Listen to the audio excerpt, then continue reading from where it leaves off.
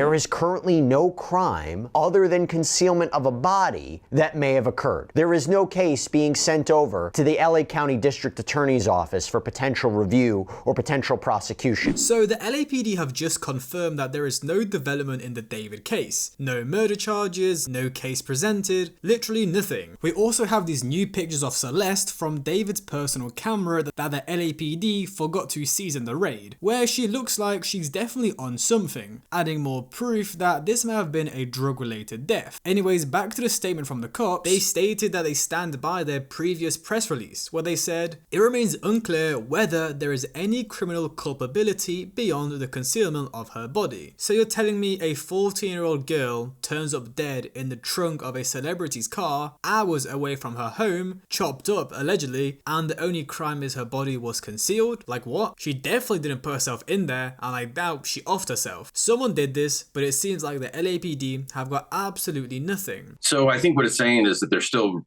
relying on what's going to come back from the medical examiner's office, since there's not a determination there, at least publicly. Now, are they in contact with the medical examiner? Absolutely. But listen, I don't think that's unintentional. They've been so tight-lipped. I think there has to be something to read into that. That, again, I think the purpose of the initial release was to, get everybody possibly prepared that this isn't a homicide. And now they're saying we still don't have anything that shows that it is. But there's other, listen, a crime definitely occurred.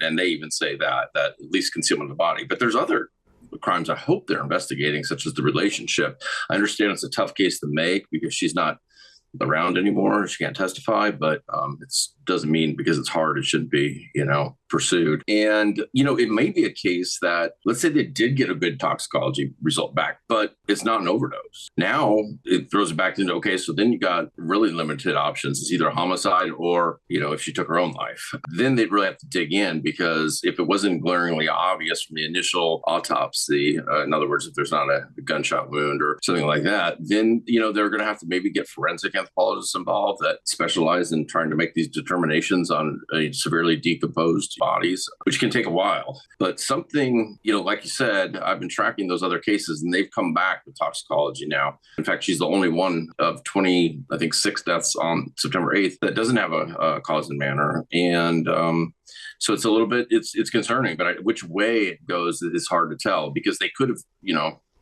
needed additional testing. That's another weird thing about this case, right? We still haven't got the toxicology results back. If you guys didn't know already, that's the thing we have been pretty much waiting for since the start, because this will tell us if Celeste has been shot, stabbed, her neck was broken, did she overdose, any marks on her body, basically how did she die, stuff like that. But it's been over 2 months since the 8th of September when her body was discovered. Over 20 different people that died on that same day have had their toxicology results submitted, so why hasn't Celeste's results been released? Well, as Steve Fisher said in that clip, there is a high chance that if the body was sitting in the trunk for weeks, if not months, it may have been in such a bad condition that it's not possible to test on it and get a real result back. And it seems like that really might be the case. However, at the same time, some people are arguing her results may have a security hold on them. Many people are relying on public timelines and other cases currently with the Los Angeles Medical Examiner's Office to expect a very near future release of the toxicology and cause of death for Celeste. Don't hold your breath, as it is highly likely that this case has a security hold. Long story short, the cause of death can be temporarily suppressed during an active investigation. When the cause of death is released to the public, everyone will be able to see it. No one outside of law enforcement working on the case will receive the cause of death, including unaffiliated PIs, during a security hold, and those privy to the information can only communicate info approved through the medical examiner's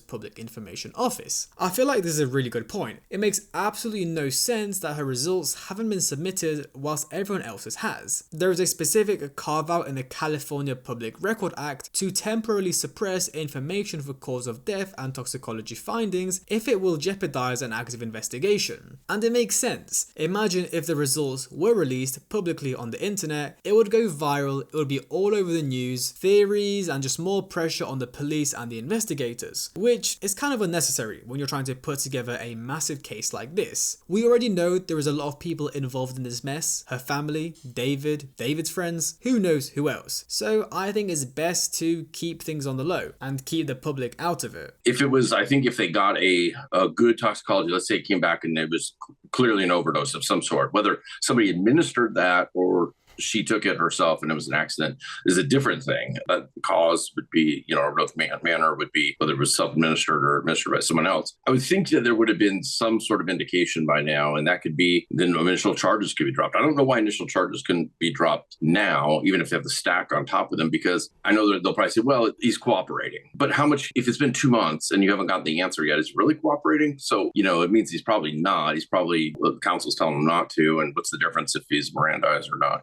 now? And to be clear about something, okay? If they come back and they say, listen, there's no evidence to support that Celeste was killed, right? There's no evidence to support homicide charges, manslaughter, murder, anything like that. Is that consistent with what you're seeing in your private investigation? Are you hearing or seeing something different? Would you be surprised if that's the ultimate conclusion? I'll just be honest. We really don't know. Nobody has stepped forward, even, wanting to be anonymous and off the record and said, listen, I know what happened. So it's very bizarre that there's this many people involved that have stayed this quiet for this long, especially like when they're young. And it's like they're all lawyered up, to be honest with you. And I don't know if that's because maybe he's providing counsel to all of them, but there's no leaks coming out. And that's kind of bizarre with this many people involved, younger people that kind of want to save themselves, and they're blowing their careers up. So it seems like there's something that they're trying to protect, but I don't know what it is yet. I just think it's so bizarre David has not been named a suspect, not been arrested, and not been brought in for questioning. But at the same time, I feel like they may be doing it on purpose. The LAPD and the detectives are just going to slowly build their case, make sure it's absolutely solid, try get him for the murder charge. So when they do arrest him, he won't have to sit in jail, most likely even get bond if they don't get good evidence for the murder charge. I mean, for example, even YNW Melly, he was arrested for murder and he's been sat in jail for 10 years. He was arrested in 2017 and he's still not been convicted due to issues with the case. So if the LAPD do rush this, mess up their case and so on, that could make things worse, as if they present weak evidence, he could be found not guilty and potentially get away with it. So as much as I'm disappointed that there has been no arrest yet, or really just no advances with the case at all, I think it's for the better. If someone just moved Celeste's body, possibly under California law, that may be just a misdemeanor. There's a law that says every person who, having knowledge of an accidental death, actively conceals or attempts to conceal that death shall be guilty of a misdemeanor, punishable by imprisonment in a county jail for not more than 1 year, or by a fine of not less than $1,000 nor more than $10,000, or by both that fine and imprisonment. The reason people are talking about this law now is because if we are coming to the conclusion that this really may be it, am I wrong? Is that really what, we might be looking at?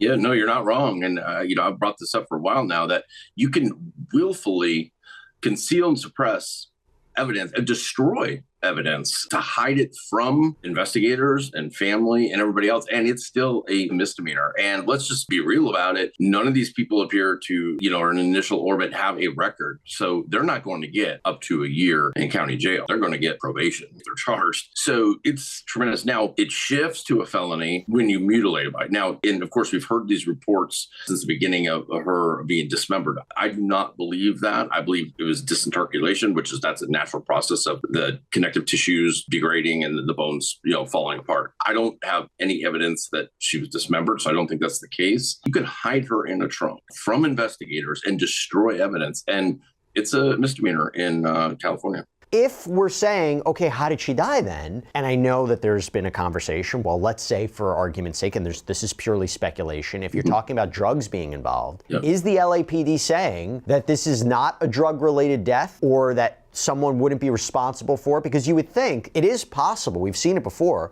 someone could be charged with an overdose. Someone could be charged with drug offenses, even in severe cases. If they provide drugs that result in an overdose, you could look at, let's say, involuntary manslaughter. Someone could be brought up on charges of distributing those drugs, providing those drugs, particularly to a minor. If they're not saying that at that point, right? I mean, that could be because there's no evidence of that, or maybe they're saying, the LAPD, we don't even want to mention drugs. We don't even want to mention drugs at this point. What do you think's going on there?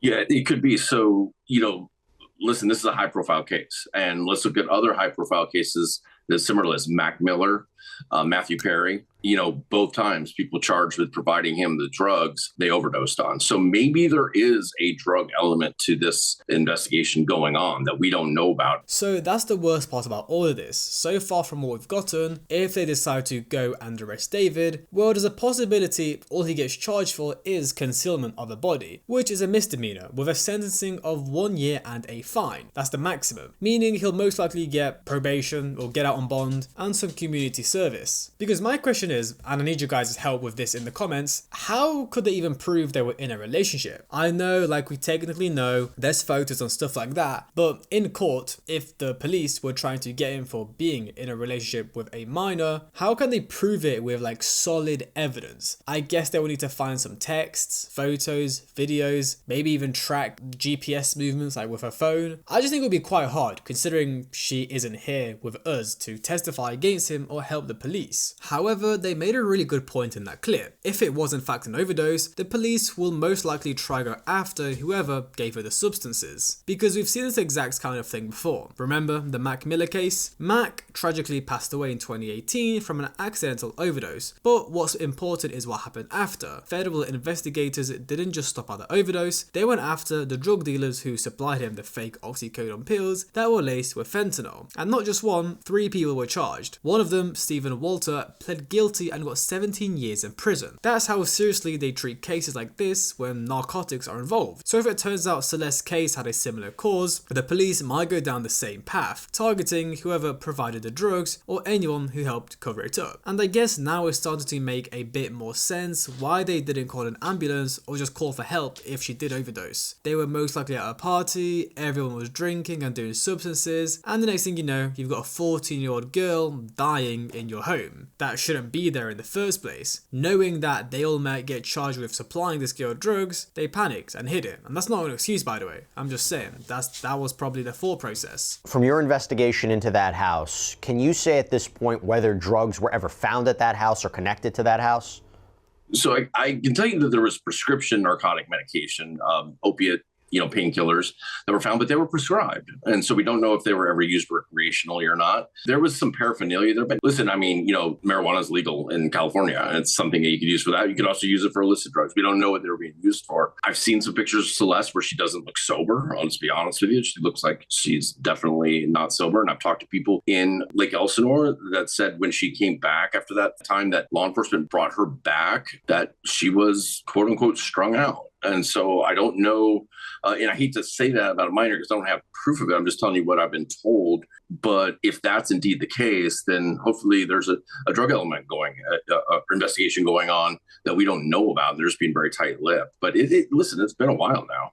So apparently there was drugs in the house. Well, not actual illegal drugs, there was prescribed opioids, but isn't that quite an addictive and dangerous substance? I mean, just from the top of my head, countless rappers such as Juice WRLD and Lil Peep, even Prince, all died because of prescription painkillers. So even if it wasn't some sketchy fentanyl-laced drug, it still doesn't make the situation any less serious. But at the same time, I doubt Celeste was taking opioids. I'm not sure. You don't have to have a tape of a sex act going on in order to prove that. But it also showed that, listen, she had a lot of freedom at a very young age. Now there's photos of her at a concert in Vegas when she was 13 years old at a concert that he was playing at. Of course, the other stuff we've already talked about, which is her at that high school graduation and her showing up arguing with the neighbors. These are all during the time that she's reported as a missing person. Law enforcement should have been notified. At that graduation, I don't believe that she was the only person in her family there. I think that there was several adult family members there, and there was school police officers at that graduation. I don't know why somebody didn't say, hey, by the way, this is a missing person. And,